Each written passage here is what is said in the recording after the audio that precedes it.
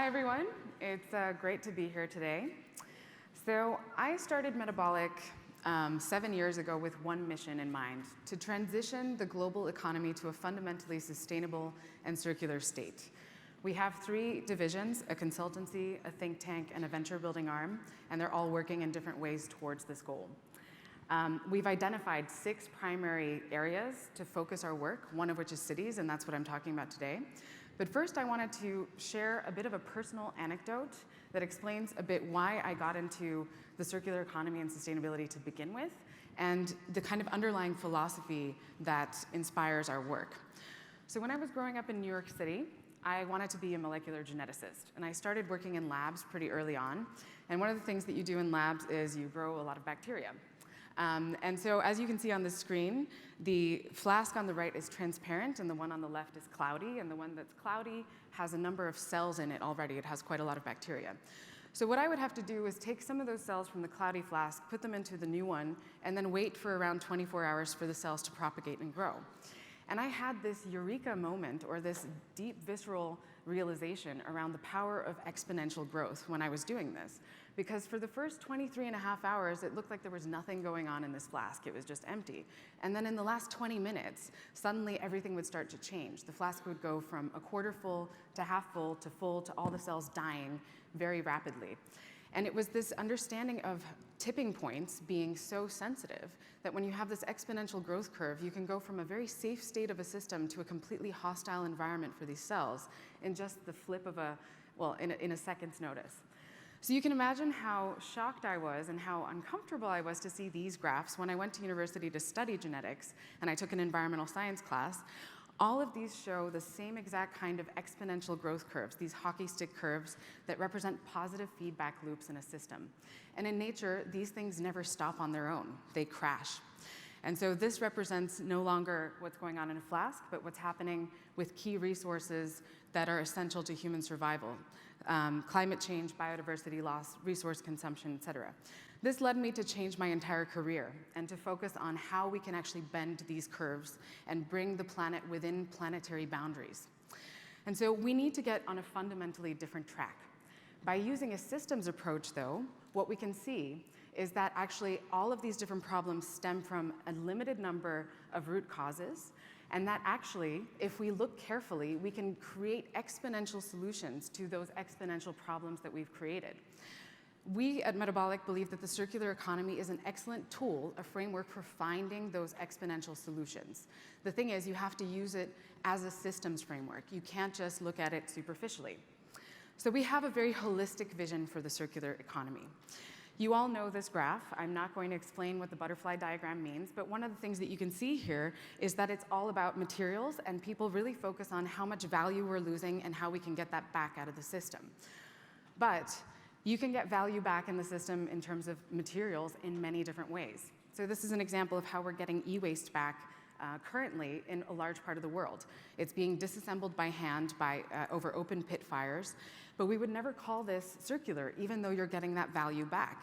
And the reason is it's creating a massive amount of other problems, health problems, contaminating soil and groundwater. So for that reason, we've actually developed a framework called the 7 pillars of the circular economy, where we start with materials as a goal, optimizing the cycling of materials indefinitely within the system. But at the same time, we have to ensure that we are not emitting CO2 in massive quantities, that we're not damaging water systems, that we're maintaining health and well-being, and looking at all of these things simultaneously. So whenever we say that something is a circular solution, we evaluate it across all of these different dimensions. So in the end, it's kind of like solving a Rubik's Cube puzzle. When you want to move that one square to the location that you want to go to, you mess up the entire thing. So you actually have to know that you are dealing with a complex algorithm, a complex system. You need to understand that algorithm to solve the puzzle as a whole. So we need to transform the entire economy, like this Rubik's Cube puzzle. Where do we start? Several years ago, we did a study to look at all of the resource flows through the entire economy and to understand where the most impactful areas we could take action would be. So there's 6 of them that we've identified for the company. But one of them that I'm going to talk about today are cities. So we see cities as a massive leverage point. They only occupy around 3% of the surface area of the planet, but they consume 75% of the resources, and they're responsible for 60 to 80% of greenhouse gas emissions. And we know, of course, that most people live in cities, and that number is only going to go up. So if you are able to redesign cities from the current resource drains that they are, these linear systems, into actually productive environments that create value in that location, then not only can you bend those exponential growth curves, but you can also create an entire new form of prosperity for the people living in those cities. So knowing this, with Metabolic, one of the first things we did as an organization was try to transform cities and create an example, a tangible example that people would be able to see and understand. We got involved on a project called De Keuvel. So it's around 1 kilometer north of Central Station in Amsterdam. It was a polluted piece of land, a post-industrial plot, and the city actually said, anyone who comes up with a great circular, sustainable idea for this site can have it for 10 years. So that's what we did. We got involved with a bunch of architects. We designed a whole strategy for closing the different resource cycles on site, purifying the land using phytoremediation, so using plants that would clean the soil, and we actually built it. So if you're in Amsterdam, please come and visit. You can see in the bottom left that these are actually old houseboats. We retrofitted entire buildings and put them on the land. From the top, you can see the coverage of solar panels. And this has actually become one of the most exciting places for people to visit in Amsterdam. We have tens of thousands of visitors a year. And it has actually been extremely important in changing people's mindset, in understanding that actually we can close resource cycles on an urban scale. We can approach the design of communities and neighborhoods in a different way. And this has actually led to many more projects where we've been asked to design circular strategies for first neighborhoods and then entire cities. Ultimately, doing an experiment like De Keuvel is great because it creates tangible examples, but to scale up, you need a process, a system to actually do this with more and more cities. So we developed our systems transformation method for cities.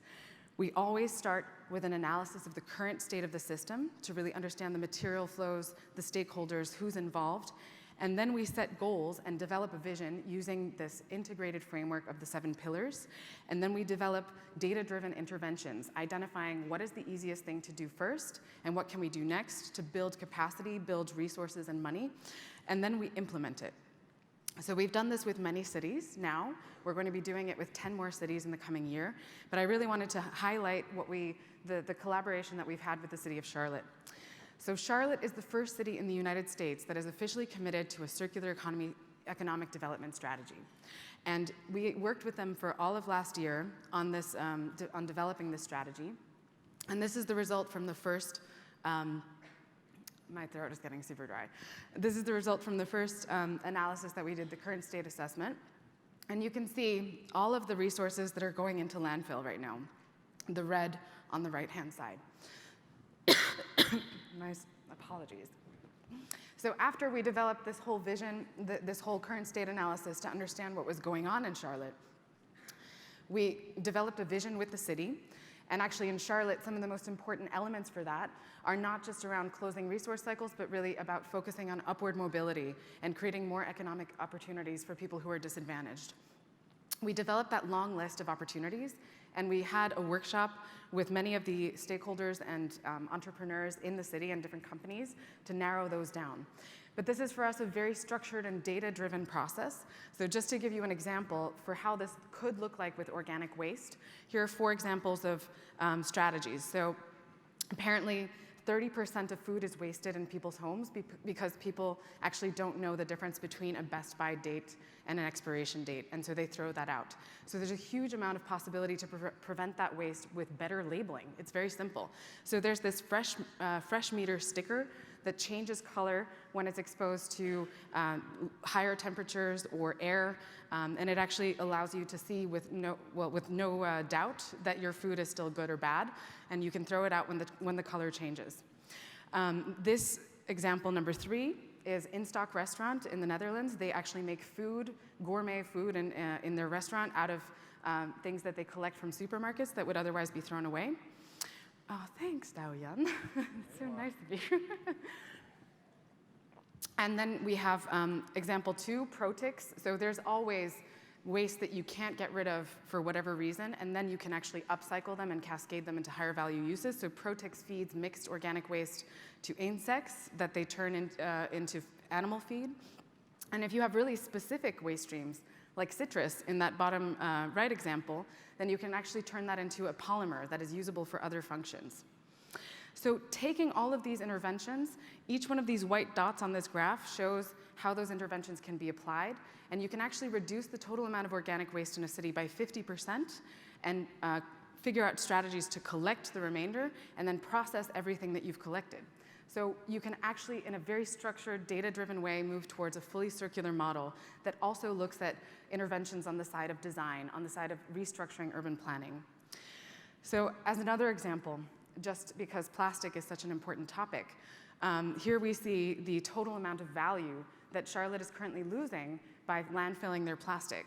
So around 1 million barrels of oil a year worth of plastic and $35 million in revenue possible if they just recycled it, not even applied circular solutions per se.